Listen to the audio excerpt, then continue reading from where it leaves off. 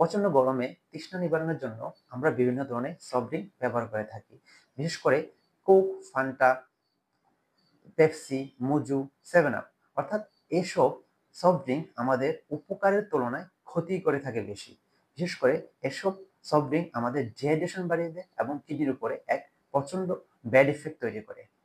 Recently American journal of ফিজিওলজির গবেষণায় দেখা গেছে যে এসব সফট ড্রিঙ্কসে ব্যবহার করা হয় গ্লুকোজ এবং ফ্রুক্টোজ নামক দ্রবণ।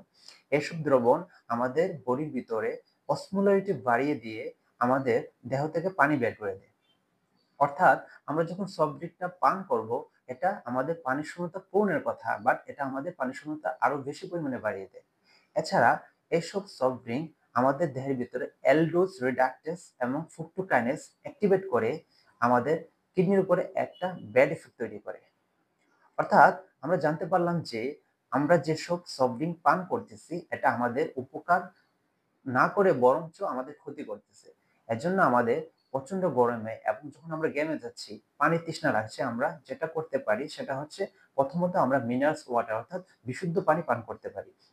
এছাড়া পানিযুক্ত বিভিন্ন ফল পাওয়া যায়, যেমন শসা, টমেটো, তাছাড়া আপেল, তারপর তরমুজ, এসব ফল আমরা গ্রহণ করতে পারি। এসব ফল গ্রহণ করার মাধ্যমে আমাদের পানি শূন্যতা পূরণ হবে এবং ডিহাইড্রেশনটা কারেক্ট হবে।